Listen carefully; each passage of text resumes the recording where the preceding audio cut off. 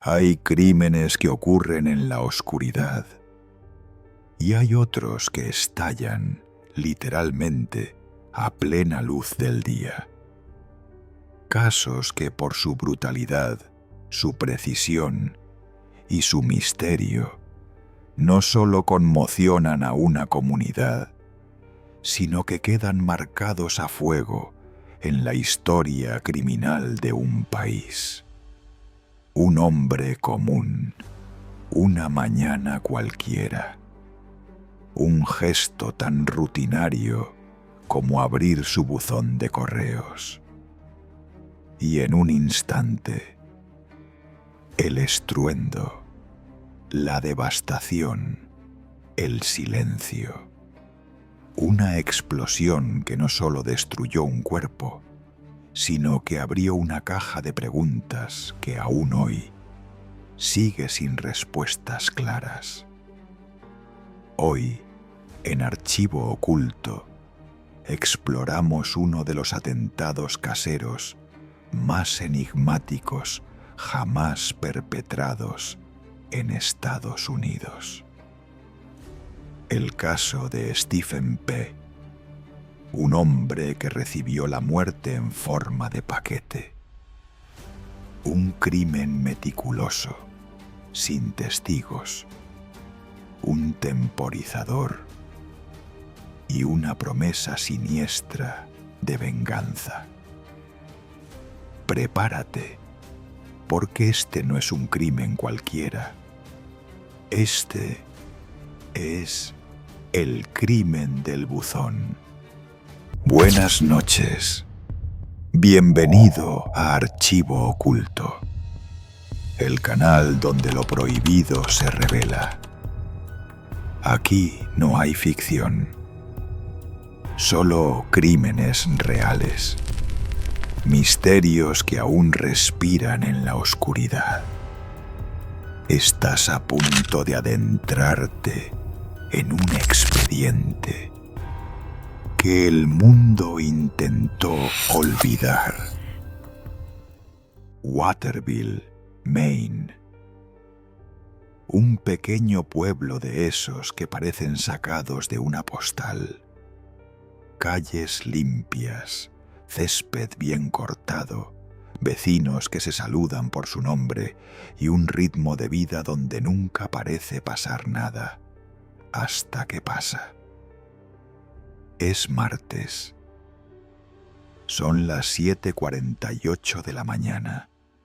El sol apenas ha cruzado la línea de los tejados y la humedad matutina todavía se aferra al pavimento.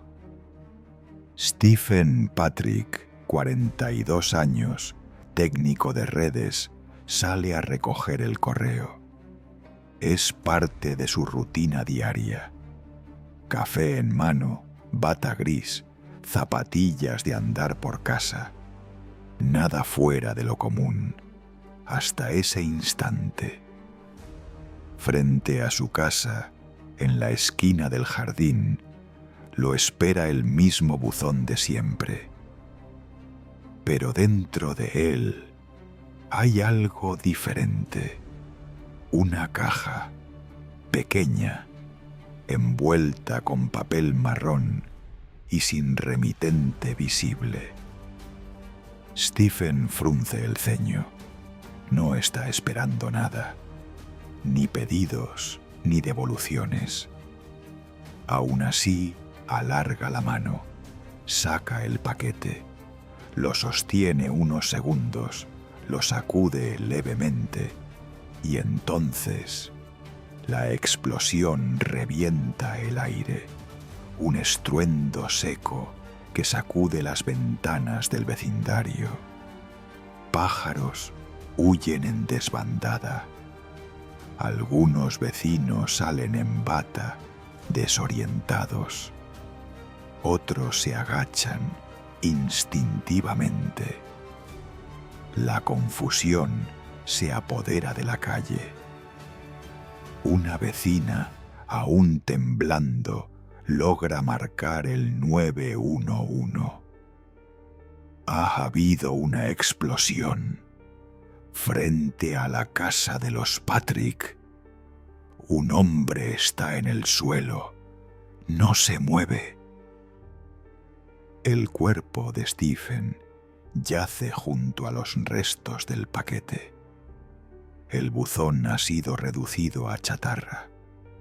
La explosión no solo acabó con su vida al instante, sino que dejó a toda una comunidad con el alma encogida. En minutos, los primeros agentes llegan al lugar. Lo que encuentran no parece un simple accidente. El escenario está marcado por una violencia precisa, fría, planeada, y así comienza todo. Un crimen quirúrgico, sin testigos, sin cámaras. Un asesinato por correo. Las sirenas rompen la calma del barrio. En cuestión de minutos, Waterville, ese lugar donde nunca pasa nada, se convierte en el epicentro de un caso que los medios pronto llamarían el crimen del buzón. Los primeros en llegar son 2 agentes locales, pero lo que encuentran va mucho más allá de sus capacidades. Fragmentos del buzón esparcidos como metralla, trozos de césped chamuscados y, en medio, un cuerpo sin signos vitales. El olor a pólvora todavía flota en el ambiente. No hay duda, esto no fue un accidente, fue una bomba. La escena se sella en minutos. El FBI es alertado. Al tratarse de un artefacto explosivo enviado por correo, el caso cae directamente bajo jurisdicción federal. La División de Crímenes Violentos y Explosivos entra en acción. El primer paso: examinar lo que queda del dispositivo. Lo poco que queda sugiere un nivel de sofisticación inesperado. La carga explosiva estaba oculta dentro de una caja aparentemente inofensiva. El detonador activado por presión. El temporizador perfectamente calibrado. No era una bomba improvisada. Era una trampa mortal construida con precisión quirúrgica. Los investigadores revisan cada fragmento recogido en la escena. Buscan pistas, huellas, ADN, fibras, circuitos, marcas de herramientas. Pero la bomba fue construida con elementos comunes. Nada que permita rastrear su origen con facilidad. Mientras tanto, los agentes interrogan a la familia y vecinos de Stephen. ¿Tenía enemigos? ¿Problemas laborales? ¿Recibió amenazas? Su esposa, Andrea, está devastada, pero lo deja claro. Stephen no tenía enemigos. Era tranquilo, meticuloso, de casa al trabajo y del trabajo a casa. Pero eso hace que todo sea aún más aterrador, porque si no fue personal, ¿por qué él? ¿Fue elegido al azar? ¿O fue solo el primero? Las teorías empiezan a surgir. Algunas apuntan a un crimen por venganza, otras a un mensaje, un ajuste de cuentas. Incluso hay quien menciona a grupos extremistas o algún exmilitar perturbado. Pero no hay nota. No hay reivindicación, no hay firma, solo un mensaje brutal y silencioso. Nadie está a salvo, ni siquiera en su propia casa. Con la escena del crimen sellada y el FBI a cargo, comienza la fase más difícil: buscar a quién, por qué y cómo. Los agentes repasan la vida de Stephen cuidadosamente. Su rutina es predecible. Ingeniero eléctrico, casado, padre de 2 hijos. Nunca había estado involucrado en problemas legales ni políticos. Nadie recuerda una discusión violenta, ni un mal gesto. Pero esa normalidad empieza a parecer demasiado perfecta. Las autoridades investigan su lugar de trabajo, revisan correos, llamadas, movimientos bancarios. Y ahí aparece algo: una discusión reciente con un contratista externo. Nada fuera de lo común. Pero en casos así, cada detalle es una hebra que podría desenredar el misterio. Mientras tanto, se lanza una operación encubierta para rastrear la procedencia del paquete. ¿Desde qué oficina postal se envió? ¿Alguien lo entregó personalmente? La respuesta: fue depositado en un buzón de una ciudad vecina. Sin cámaras cerca, sin huellas, sin pistas. Eso hace saltar las alarmas. El asesino conocía el terreno. Sabía cómo evitar ser visto. No era un aficionado. Era metódico, calculador, con experiencia previa o conocimiento específico sobre vigilancia y explosivos. A la par, agentes del FBI interrogan discretamente a personas del entorno de Stephen. Amigos, compañeros, vecinos. Todos coinciden. Un hombre tranquilo, reservado, demasiado bueno como para ser objetivo de algo tan cruel. Pero entre tantas entrevistas, uno de los investigadores detecta algo peculiar. Un vecino evita hablar. Se muestra nervioso, incoherente. Tiene antecedentes menores, un problema reciente con disputas de linderos y una denuncia por amenazas en el pasado. ¿Una pista real o una distracción? Los medios comienzan a filtrar fragmentos del caso, y eso lo complica todo. La paranoia se extiende por el vecindario. Algunos creen que el asesino está entre ellos, otros que podría ser una serie de ataques como los de Luna Bomber.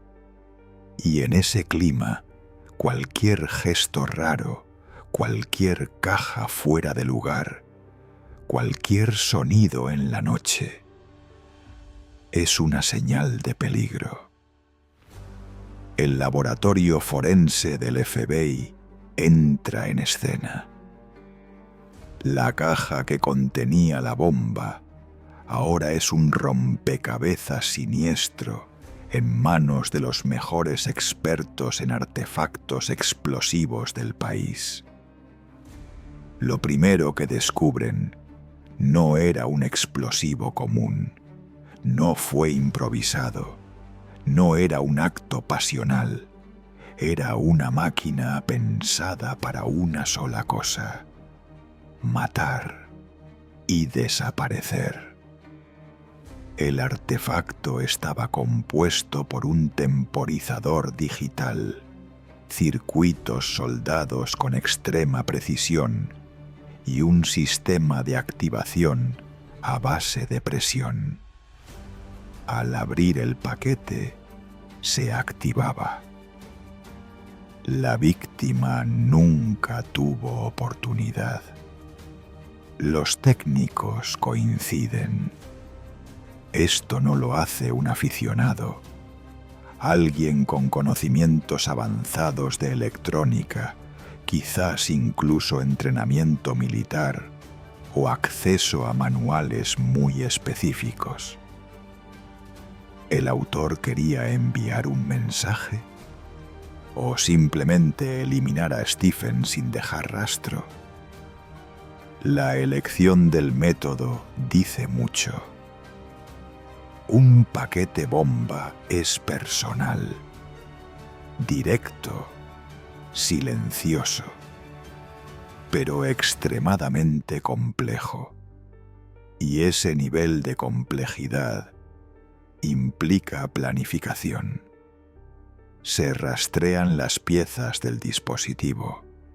Algunas son comunes, fáciles de conseguir, pero otras no tanto. Una resistencia térmica y un condensador específico de fabricación extranjera hacen que el FBI lance una alerta a nivel nacional. ¿Quién compró esos componentes? ¿Dónde? ¿Cuándo? La investigación cruza ahora con el mundo del comercio electrónico, el mercado negro de componentes y los foros de tecnología clandestina. Y allí, en un hilo perdido de un foro oculto, encuentran algo. Un usuario había preguntado semanas antes cómo crear un dispositivo activado por presión sin dejar residuos térmicos detectables. La cuenta, eliminada al poco tiempo, se registró con una VPN. Pero el estilo de redacción, los términos técnicos, el modelo del temporizador mencionado, coinciden exactamente con el que mató a Stephen. Todo parece indicar que quien lo hizo lo planeó durante meses, y lo peor, podría volver a hacerlo. Hasta ese momento, Stephen Edward había sido presentado como una víctima aleatoria, un padre, un vecino amable, un trabajador sin enemigos declarados. Pero algo no cuadraba. Los investigadores empiezan a tirar del hilo, y detrás de su imagen pública hay grietas, pequeñas, casi invisibles, pero que están ahí, esperando a ser vistas. Años atrás, Stephen había sido demandado por un conflicto de patentes en su trabajo anterior, una empresa tecnológica de seguridad industrial. Se le acusó de haber filtrado diseños, aunque nunca se llegó a probar nada. El caso se cerró con un acuerdo fuera de los tribunales. Silencio, dinero y olvido. Pero no todos olvidaron. Un excompañero bajo anonimato confiesa a la policía: Stephen sabía cosas que podrían haber arruinado carreras. Él no era tan inocente como parecía. Estaba metido en algo grande. Las alarmas se encienden. ¿Y si la bomba no fue un acto de locura, sino una advertencia? ¿Y si Stephen de alguna forma amenazaba con revelar algo. Se recupera su portátil. Al principio, todo parece normal. Facturas, recetas, fotos familiares, hasta que un técnico forense encuentra una carpeta oculta, una con acceso restringido por contraseña. Se necesita tiempo, pero logran acceder. Dentro, archivos, grabaciones de audio y una carta sin fecha. En ella, Stephen escribe: «Si estás leyendo esto, algo me ha pasado. No confíes en nadie. Lo que sé podría cambiarlo todo». La carta no menciona nombres, ni fechas exactas, pero sí deja claro que Stephen sentía que alguien lo estaba vigilando y que lo que sabía era suficiente para ponerlo en peligro. El crimen ya tenía algo personal, una víctima con un pasado confuso, un artefacto explosivo que no era obra de un aficionado, y una carta premonitoria que dejaba claro que alguien lo quería silenciar.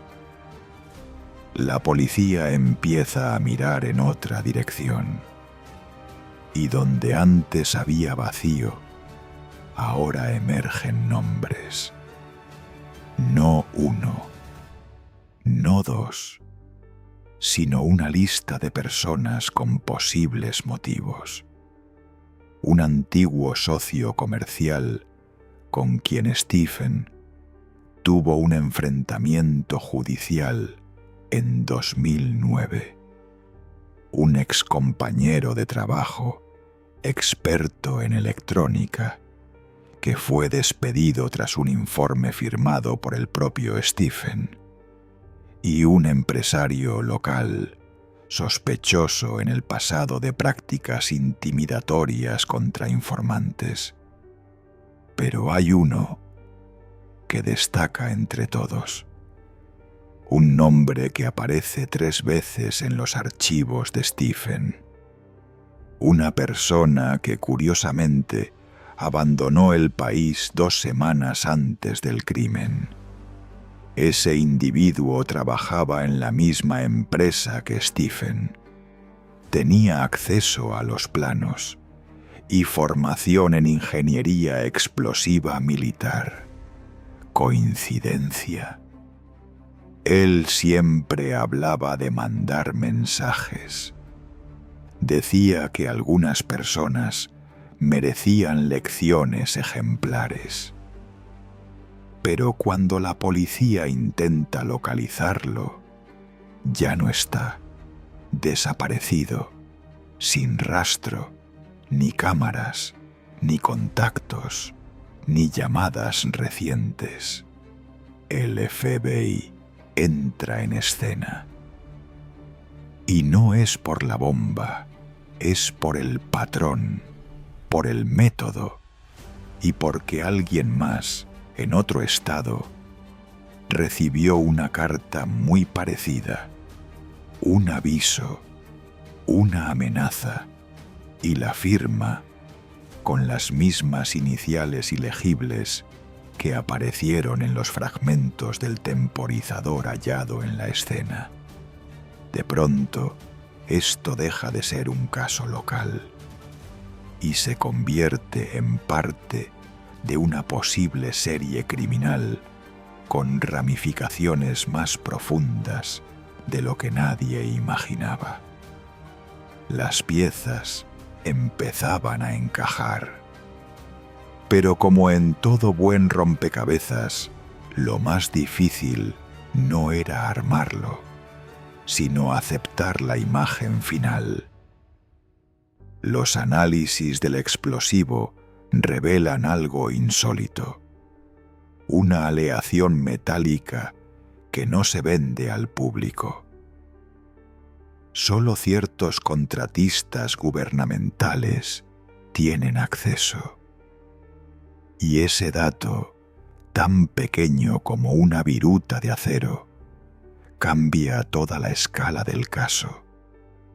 El FBI empieza a atar cabos, consultan archivos, y ahí está. Un sobre enviado semanas antes a un fiscal de otro estado, con amenazas muy similares. Y adivina qué, las mismas marcas de presión en el papel, los mismos residuos de adhesivo.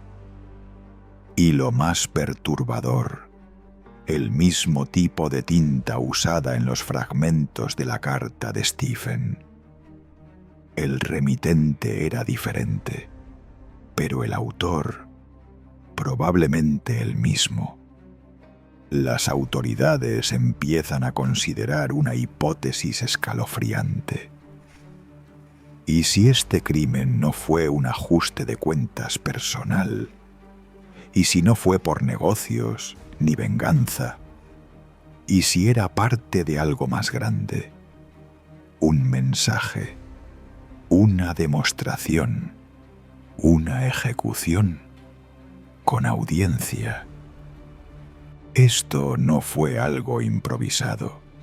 Esto fue planeado, medido y probado. Este tipo sabía lo que hacía. El patrón de los envíos, el estilo de redacción, el uso de componentes restringidos, todo apuntaba a alguien con experiencia operativa, posiblemente alguien formado en inteligencia táctica. Pero lo más aterrador es que si eso es cierto, Stephen podría no haber sido el único objetivo. Una bomba, un nombre tachado, una advertencia escrita a máquina y un eco que aún retumba. Esto no ha terminado. Stephen Smith ya no está. Su historia terminó en una explosión, pero el eco de su destino sigue retumbando.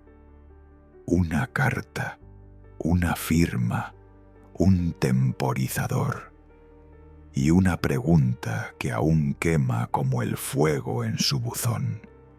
¿Por qué él? ¿Por qué así? Las autoridades lo intentaron todo. Rastrearon cables, huellas, conexiones, enemigos, negocios, vida personal, pero no encontraron nada definitivo, solo piezas de un rompecabezas sin imagen, un juego mortal, donde el asesino sigue sin rostro. Algunos piensan que fue personal, otros que fue profesional. Pero hay una teoría que persiste entre los agentes más veteranos del caso. A veces, el mensaje no está en lo que se dice, sino en lo que se destruye. ¿Y si Stephen era solo un símbolo? Un mensaje enviado con pólvora y metralla. Hoy, años después, su buzón está vacío, su casa en silencio, pero cada vez que alguien abre su correspondencia, cada vez que un sobre llega sin remitente, una sombra se desliza por la memoria de este crimen. Esto fue Archivo Oculto, donde las respuestas se escriben en tinta invisible y las historias no siempre terminan con justicia. Suscríbete si quieres conocer los casos que el mundo aún no ha podido cerrar. Y recuerda, la próxima carta podría llevar tu nombre.